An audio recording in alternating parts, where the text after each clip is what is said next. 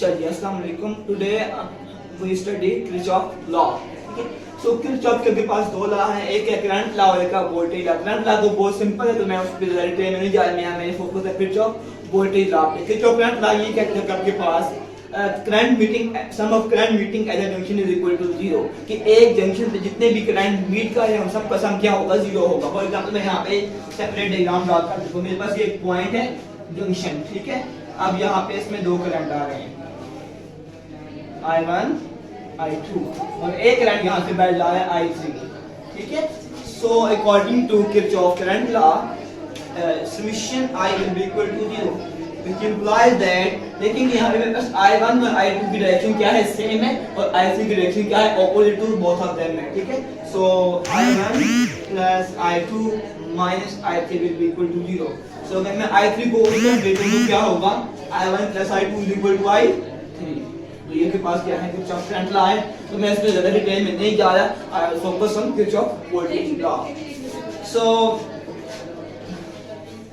Kirchhoff voltage law state that the sum of potential difference voltage drop across a resistor and EMF in a circuit is equal to, in a closed loop is equal to 0।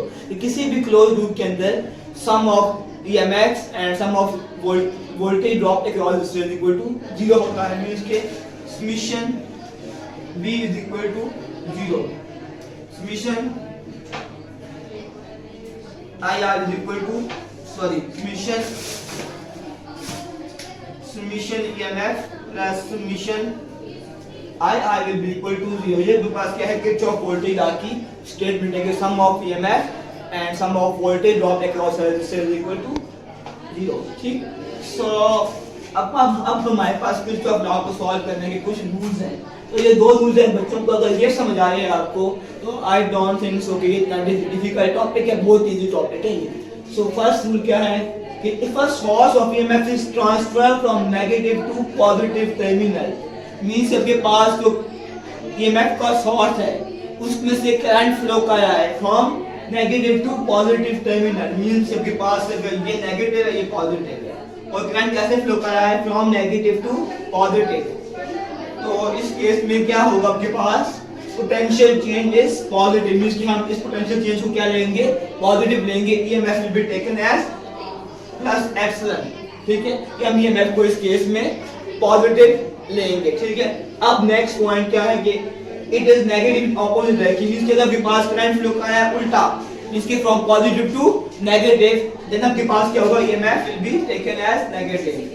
लेकिन ये होता क्यों है, अब इसके पीछे physics की एक रीजन है। देखो आपके पास पार्टिकल यहाँ से लो से हाई जा रहा है, तो मतलब ये एनर्जी गेन करेगा। जब ये एनर्जी गेन करेगा तो क्या होगा, इसकी उसकी स्टेट में हाई उसकी स्टेट हाई हो जाएगी, तो आपके पास वोल्टेज क्या होगी, गेन होगी।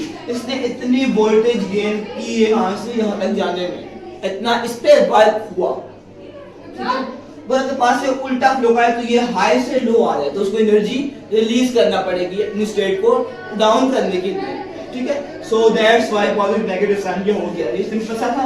अब जो सेकंड रूल है वो पढ़ते हैं हम लोग। If a resistor is transfer in the direction of current that change in potential is negative, means कि अगर आपके पास जो रेजिस्टर है, आपके पास जो रेजिस्टर है, ये पॉइंट से अगर आपके पास जो रेजिस्टर है वो लगा हुआ है इन द डायरेक्शन ऑफ करंट, तो आपके पास क्या होगा, उसमें उसके अक्रॉस पोटेंशियल ड्रॉप क्या होगा, ऑलवेज नेगेटिव होगा, बिकॉज़ एनर्जी लूज हो रही है। जब एनर्जी लूज होगी तो नेगेटिव साइन आएगा, so potential drop across resistor is always negative, ठीक है। लेकिन अगर आपके पास क्वेश्चन क्या है कि आपके पास एक दो लूप वाला सर्किट हो और एक एरिया में से दो करंट पास हो, तो उस केस में हम लोग क्या करते हैं, लेट्स सी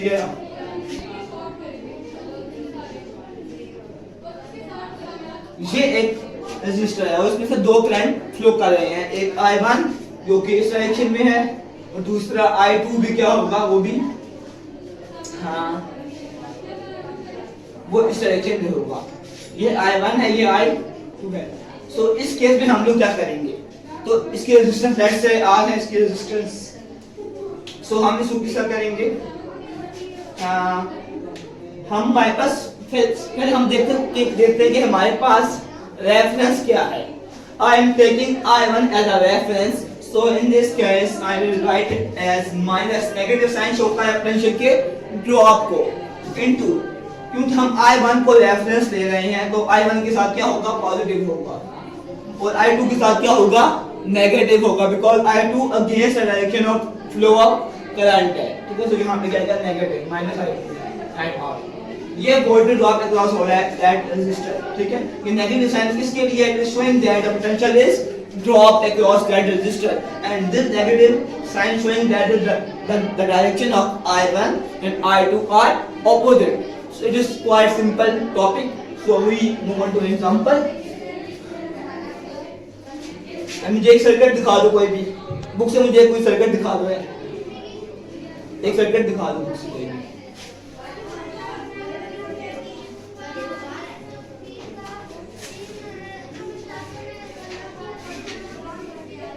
कोई भी दिखा दो, मैं खुद दिखा देता हूँ। देखो यहाँ पे मेरे पास क्या एक सर्किट है, मैं खुद ही बना लेता हूँ।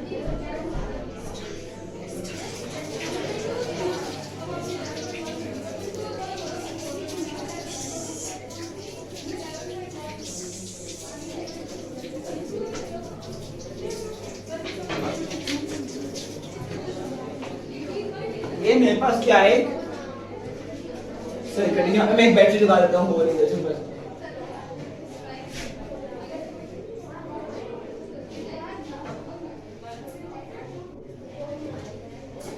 let's say this, the EMF of this battery is 10 volt and this one is 5 volt and this is of 1 ohm and this is of 3 ohm, okay। तो आपको एक बात और बताऊं कि आपके पास दोनों लूप के अंदर डायरेक्शन ऑफ करंट सेम होती है हमेशा, ठीक है ना। ये फेडरल बुक की बुक है, केपी की टेक्स्ट बुक की, इसकी जो प्रॉब्लम है उसमें गलती है, वो आप मिस्टेक को करेक्ट कर लेना। कि पास हमेशा किसी भी सर्किट में से जो आपके पास होती है, दोनों लूप के करंट की डायरेक्शन सेम होती है, और करंट हमेशा सर्किट में due to high voltage battery से फ्लो करता है, ठीक है, बिकॉज वो पुश करती है चार्जेस को, मूव करवाते हैं किसी भी लूप के अंदर।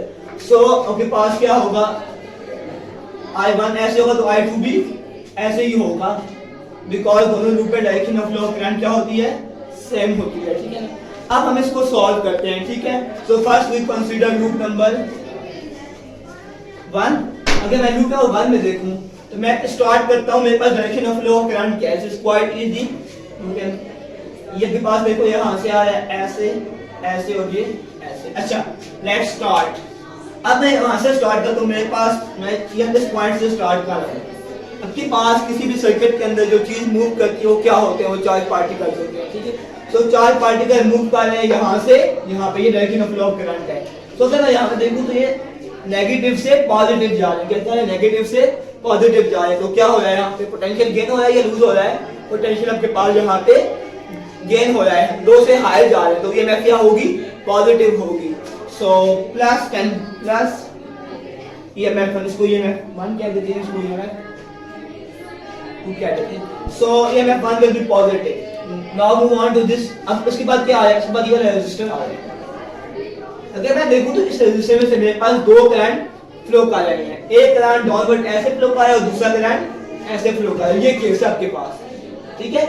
इस यहां से करंट डाउनवर्ड और यहां से करंट अपवर्ड। तो मेरे पास रेफरेंस ट्यूब का लूप 1 है, सो मैं नेगेटिव साइन आ गया क्योंकि पास पोटेंशियल ड्रॉप हो रहा है इनटू, अब मेरे पास रेफरेंस लूप कौन सा, I1 है, सो I1 माइनस I2 और R क्या है इसकी रेजिस्टेंस, दैट इज 3, ठीक है। अब अगर मैं हो तब इसके पास आगे क्या आता है, वो रेजिस्टर आ रहा है 10 ओम का, तो रेजिस्टर के पास हमेशा वोल्टेज ड्रॉप होता है, तो it will be minus I into 10 is equal to 0, summation V minus IR is equal to 0। ये आपके पास एक वोल्टेज भी मैंने लगाया, ठीक है। अब अगर मैं लूप 2 को देखूं तो सिमिलरली मैं यहाँ पे भी direction of flow of current draw करता हूँ, तो मेरे पास ये कुछ इस तरह है। अगर मैं यहाँ पे देखूं तो मेरे पास ये ऐसे आ रहा है, देखो ये चीज है। सो बैटरी के क्रॉस देखूं तो फ्रॉम हाई टू लो आ रहा है पार्टिकल, हाई से लो, तो वो हाई से लो आएगा तो वोल्टेज क्या होगी, ड्रॉप होगा, EMF क्या होगा, नेगेटिव होगा. So we will write it as minus epsilon 2. Negative sign is indicating that the pass high से लो की तरफ पार्टिकल मूव कर रहा है. उसके बाद आऊँ तो मेरे पास क्या है, यहाँ पे एक रेजिस्टर है 3 ओम का.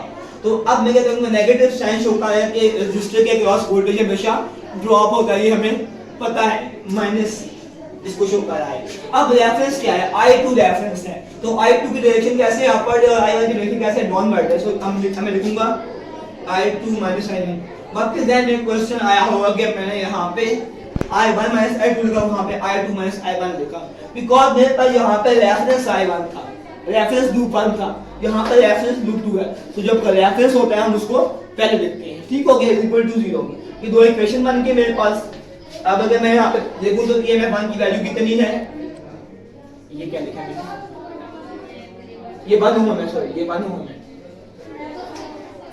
अच्छा, सो अगर मैं ये I1, अगर मैं इस इक्वेशन को देखूं, इक्वेशन नंबर 1, इक्वेशन नंबर 2, मैं डायग्राम में डालने पे डायग्राम का काम हो गया खत्म. तो इक्वेशन नंबर 1 को मैं देखूं तो यहाँ पे मेरे पास EMF1 कितनी थी, 10 वोल्ट थी. 10 वोल्ट माइनस तो क्या हो जाएगा, इसको मल्टीप्लाई कर लो अंदर, माइनस 3I3 माइनस 3I1 आगे plus 3I2 minus I1 is equal to 0. अगर मैं इसको बहुत सिंप्लीफाई करूं तो ये क्या बनेगा कि आपके पास 10 minus 4I1 plus 3I2 will be equal to 0. Equation number 1, इसको इक्वेशन नंबर 3 क्या लेते हैं. अगर इस इक्वेशन में देखो तो ये क्या है, EMF2 कितनी थी, 5 वोल्ट थी.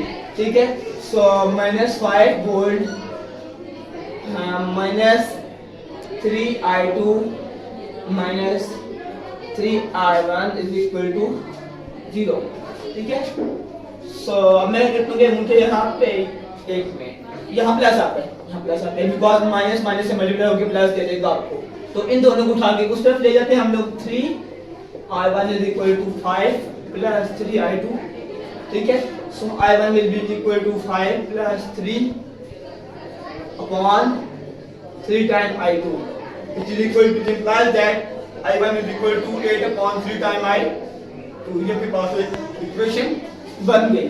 अब मैं इस इक्वेशन की वैल्यू पुट करूंगा इसके अंदर, I1 की वैल्यू पुट करूंगा इसके अंदर, because I want to find I2. आपके पास इक्वेशन किस में आ जाएगी, सिंगल वेरिएबल में आ जाएगी, तो सॉल्व करना इजी होगा. सो अगर पुट करूं तो क्या होगा, 10 ऐसे ही minus 4 time 8/3 I2 plus 3 time I2 is equal to 0. ये आपके पास देखो तो इक्वेशन से बस सिर्फ I2 के अंदर आ गई है. ठीक है, सो मैं 3 को सबके साथ मल्टीप्लाई करता हूँ, 30 minus 24 time I2, so 32 time I2 plus 3 time I2 is equal to 0. So 30 is equal to ये क्या हो जाएगा, माइनस 29, ये हो जाएगा माइनस 29, तो उस सब जाएगा हो जाएगा plus 29 I2 which implies that I2 will be equal to 30 upon 29. जबकि पास I2 की वैल्यू आ गई. इस वैल्यू को पुट करते हैं हम लोग इक्वेशन नंबर इसका इक्वेशन नंबर 5 है, तो 5 में पुट करते हैं हम इसको. तो I1 क्या आ जाएगा यहाँ से, इज इक्वल टू 8/3 वैसे ही, और I2 कितना होगा, 30 बटा 29. I1 is equal to 80 upon 29. आपके पास किसमें आ गया, फ्रिक्शन से आ गया, सॉफ्ट कैलकुलेटर से फाइंड करो तो आपको आंसर मिल जाएगा. तो आपके पास क्या था, किरचॉफ लॉ था. ठीक है, सो आपको साइन कन्वेंशन का पता होना कि आपने साइन कैसे चेंज करना है, वोल्टेज के ड्रॉप क्रॉस कैसे लेना है. आपको जो मैंने पहले एक्सप्लेन किया था वो 2 पॉइंट अच्छी तरह से समझ आ गए. सो इट इज नथिंग, बहुत सिंपल है, सिंपल मैथमेटिक्स है, अलजेब्रा है, तो सॉल्व हो गया. Thank you very much. Allah.